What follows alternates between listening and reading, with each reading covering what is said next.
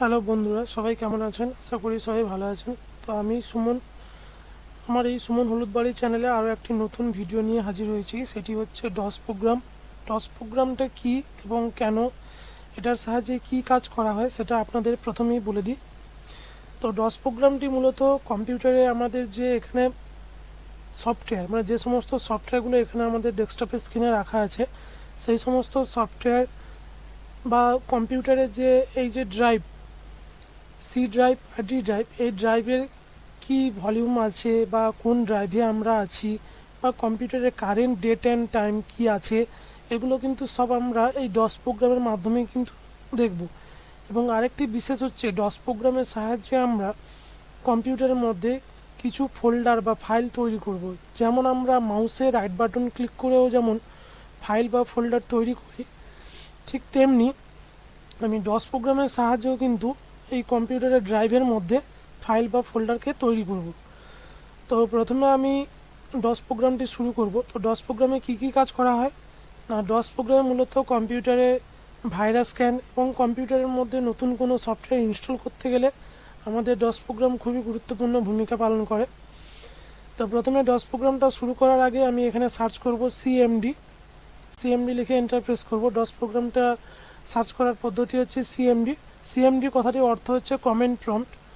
তো এখানে দেখুন লেখা আছে আমার সি ড্রাইভ ইউজার, এবং এখানে ইউজার আইডি নাম দেওয়া আছে। এখানে কিন্তু একটা রেখা দপদপ করছে। তো এইটা হচ্ছে ডস প্রোগ্রামিং, অর্থাৎ আমাদের কম্পিউটারে এখানে মাইক্রোসফট উইন্ডোজের ভার্সান এটি 6.1-এর। তো এই সফটওয়্যারের ক্ষেত্রে আমি এখানে সি ড্রাইভটা ছেড়ে দিয়ে ডি ড্রাইভে আসবো। তো আমাদের কম্পিউটারে যে ড্রাইভ দুটো আছে, এই ড্রাইভ দুটো কিন্তু হচ্ছে হার্ড ডিস্কের ড্রাইভ। অর্থাৎ এখানে যে দুটো ড্রাইভ আমরা, যে তথ্যগুলো আমরা এই ড্রাইভের মধ্যে রাখবো, সেই তথ্য কিন্তু আমাদের হার্ড ডিস্কের মধ্যেই থাকবে। অর্থাৎ এবারে ডেস্কটপের স্ক্রিনে যেগুলো আছে এগুলো কিন্তু র্যামের ওপরেই আছে। অর্থাৎ র্যাম আমাদেরকে কী করছে না, এই যে স্ক্রিনে যে সমস্ত সফটওয়্যারগুলো আমরা ইনস্টল করে রেখেছি তার আইকনটা কিন্তু র্যাম ধরে রেখেছে, অর্থাৎ ডেস্কটপের স্ক্রিনে সেটাকে ভাসিয়ে রেখেছে। ঠিক তেমনি এই ডস প্রোগ্রামে কি না, ডস প্রোগ্রামটা মূলত হার্ড ডিস্কের ভেতরে যে ড্রাইভগুলো আছে সেইগুলো নিয়ে কিন্তু কাজ হবে। অর্থাৎ অর্থাৎ আপনাদেরকে আরেকটা কথা ভালো করে বুঝিয়ে দিই। তো এই যে এখানে লোকাল ডিস্ক সি লেখা আছে, এই সি ড্রাইভটা কিন্তু আমরা কাজ করব না। কেন না, সি ড্রাইভের মধ্যে দেখুন এখানে কিন্তু উইন্ডোজের সমস্ত প্রকার বা এবং এক্সটার্নাল কিছু সফটওয়্যার আমাদের কম্পিউটারে ইনস্টল করে রাখা থাকে, সেগুলো কিন্তু সমস্ত কিছুই এই লোকাল ডিস্ক সি ড্রাইভের মধ্যেই থাকে। অর্থাৎ আমি এই সি ড্রাইভটাকে ছেড়ে দিয়ে ডি ড্রাইভে আসবো। ডি ড্রাইভটা কেন কাজ করব না, ডি ড্রাইভটা হচ্ছে একটা এক্সটার্নাল ড্রাইভ। অর্থাৎ এখানে আমরা যে কিছু কাজ করব, এখানে কিন্তু কম্পিউটারে কোনো রকম সফটওয়্যার ইনস্টল করে রাখা নেই, সেই জন্য আমরা এখানে এই ড্রাইভটা নিয়েও কিন্তু কাজ করতে পারি। তো এবারে চলে যাই আমি আমার স্ক্রিনটে।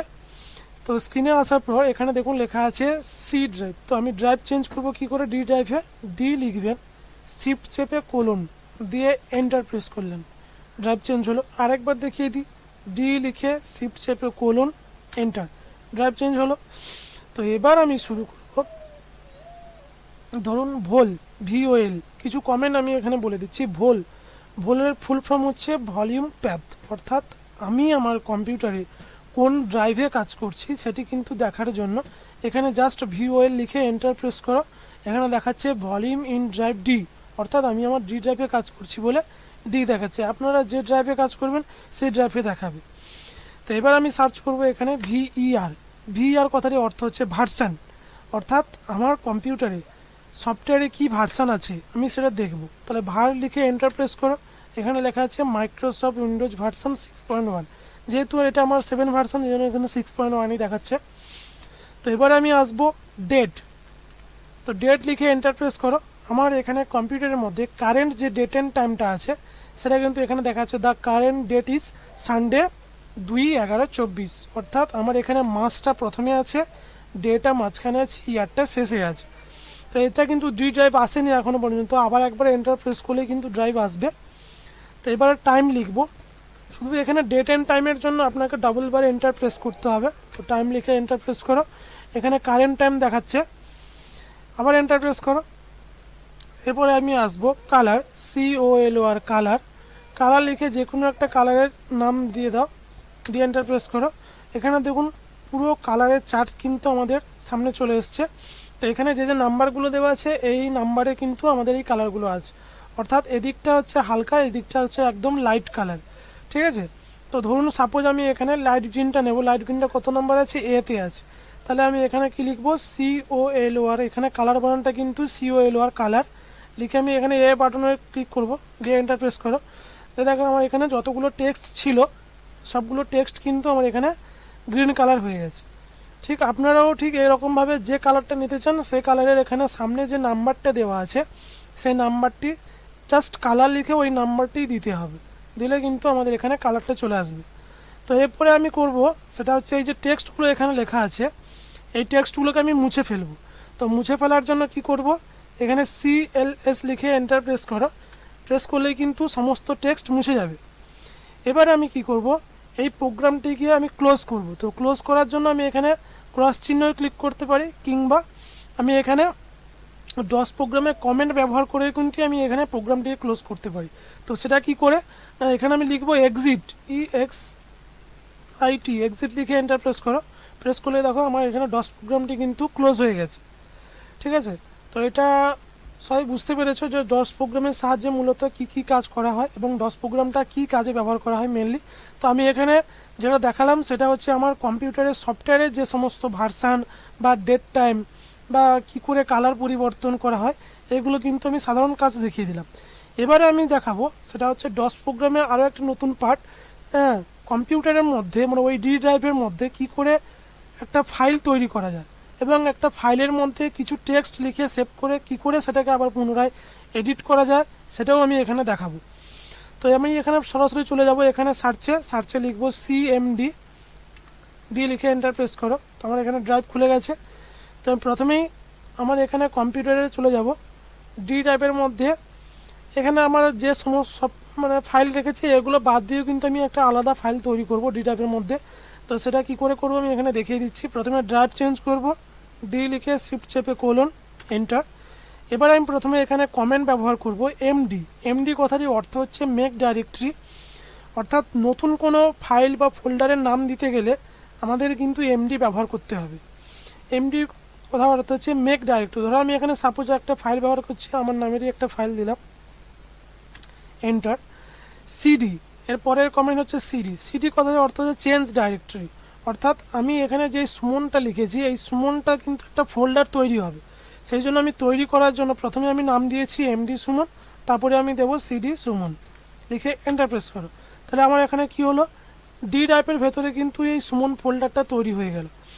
তো এবার আমি আসবো ফাইল সেভ করব। একটা তো ফোল্ডার তৈরি হলো, আমি এখানে দেখে নেব। আমি এখানে ফাইলের মধ্যে চলে যাব, কম্পিউটার ডি ড্রাইভ, এখানে লোকাল ডিস্ক ডি ওপেন হয়ে আছে।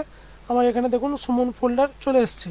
তো এই ফোল্ডারের ভেতরে কিন্তু কিছুই নেই, আমি এই ফোল্ডারের ভেতরে একটা ফাইল লিখে সেটাকে সেভ করব। তো সেটা কি করে? আমি একটা ফাইল সেভ করার জন্য এখানে কমেন্ট ব্যবহার করব, COPY কপি স্পেস দিয়ে কপি লিখে একটা ফাইলের নাম দিতে হবে। অর্থাৎ আমরা সবসময়ের জন্য কোনো প্রোগ্রাম ওপেন করতে গেলে প্রোগ্রামের মধ্যে যে কাজটা আমরা করলাম সেই কাজটিকে সেভ করতে গেলে আমাদের একটা ফাইল নেম দিয়ে সেভ করতে হয়। ঠিক তেমনি আমি এখানে একটা ফোল্ডার তৈরি করেছি সুমন ফোল্ডার। তো এই সুমন ফোল্ডারের ভেতরে একটা ফাইল নেম দিয়ে আমি কিছু টেক্সট লিখে সেভ করব। তো এই টেক্সটটাকে সেভ করার জন্য আমি এখানে কমেন্ট ব্যবহার করব, কপিকন লিখে একটা ফাইলের নাম দেবো, যে কোনো ফাইলের নাম, যে কোনো নাম। এখানে দিলাম, দিয়ে এন্টার প্রেস করলাম। এন্টার প্রেস করার পর এখানে কিন্তু কার্সার পয়েন্টারটা আমাকে বলছে যে কিছু টেক্সট লেখার জন্য। তো আমি এখানে যে টেক্সটটা আমি সেভ করতে চাই সেই টেক্সটটা আমি এখানে লিখলাম, Ram is a good boy. এই টেক্সটটা লেখার পর আমি এই টেক্সটটাকে এই যে নামটা দিয়েছি ফাইল নেম, এই ফাইলের মধ্যেই কিন্তু আমি সেভ করব। তো সেভ করার জন্য আমার এখানে কিবোর্ড থেকে Ctrl Z প্রেস করতে হবে। জেড প্রেস করে দেওয়ার সঙ্গে সঙ্গে আমার এখানে একটা চিহ্ন চলে এসছে জেটের। এন্টার প্রেস করলে কি হবে? এই ফাইলসটি কপিড হয়ে গেছে, মানে এই ফোল্ডারে ফাইলের মধ্যেই কিন্তু সেভ হয়ে গেছে। তো এবার আমি দেখবো, এখানে দেখার জন্য কি করব? টাইপ লিখে যে ফাইল নেম রূপে সেভ হয়েছে সেই ফাইলের নামটা আমি এখানে দেবো এন্টার প্রেস করো। দেখো Ram is a good boy. তো এবার আমি চলে যাব আমার কম্পিউটারের স্ক্রিনে। তো কম্পিউটারে চলে যাও, এখানে ডি টাইপের ভিতরে সুমন ফোল্ডার, এখানে দেখুন ফাইল নামে কিন্তু একটা ফাইল সেভ হয়েছে। এবার একে ডবল ক্লিক তো এবার আমি কম্পিউটার স্ক্রিনে চলে এসেছি। চলে আসার পরে এখানে দেখুন যে ফাইলটা আমার এখানে দেওয়া আছে সেটা হচ্ছে নোটপ্যাড। যে কোনো একটা ড্রাইভে এখানে আমি চুজ করে জাস্ট ওকে করে দেবো। ওকে করে দেওয়ার সঙ্গে সঙ্গে আমার এখানে কী লেখা আছে, রামিজ যে গুড বয়, অর্থাৎ আমার এখানে যে টেক্সটটা আমি লিখেছি ওখানে, সেই টেক্সটটি কিন্তু এখানে চলে এসছে। তো এবার আমি এখানে যেটা চেঞ্জ করব সেটা কিন্তু ওখানে গিয়ে বসবে। ধরো আমি এখানে গুটের পরিবর্তে ব্যাট করব, তাহলে এখানে লিখলাম বিএডি ব্যাট, লিখে জাস্ট ফাইলে গিয়ে এটাকে সেভ করে দাও, দিয়ে ফাইলে গিয়ে আবার এক্সিট করে দিন। করে দেওয়ার সঙ্গে সঙ্গে দেখুন আমি এখানে ডস প্রোগ্রামে এই ফাইলটিকে দেখার জন্য টিওয়াইপি টাইপ লিখে ওই ফাইল নেমটি দেবো এন্টার করব। এবারে দেখুন এখানে লেখা আছে রামিজ এ ব্যাড বয়, অর্থাৎ আমি ওখানে চেঞ্জ করেছি, এখানে কিন্তু আমার চেঞ্জ হয়ে গেছে। তো এই হচ্ছে আমার মূল বিষয়। তো ডস প্রোগ্রামে কি করে আমি এই কম্পিউটারের সফটওয়্যার সংক্রান্ত তথ্য জানতে পারবো, এবং এই প্রোগ্রামের সাহায্যে আমি নতুন কোনো ফোল্ডারও তৈরি করেছি, এখানে ফোল্ডার, সেই ফোল্ডারটার মধ্যে একটা ফাইল সেভ করেছি। এই যে স্টেপগুলো আপনারা কিন্তু ভিডিওটি দেখবেন ভালো লাগলে, যাতে পরবর্তীকালে ডস প্রোগ্রামে আরও একটি পার্ট আছে সেটা আমি দেখাবো। তো এই হচ্ছে আজকের ভিডিওটি, এই পর্যন্ত আমার। আশা করি ভিডিওটি দেখে আপনারা সবাই লাইক করবেন এবং সাবস্ক্রাইব করবেন, ভিডিওটি আরও বেশি বেশি করে শেয়ার করুন, যাতে আরও চ্যানেলে নতুন নতুন ভিডিও আমি নিয়ে আসতে পারি। তো আজকে এই পর্যন্ত, ভালো থাকবেন, নমস্কার।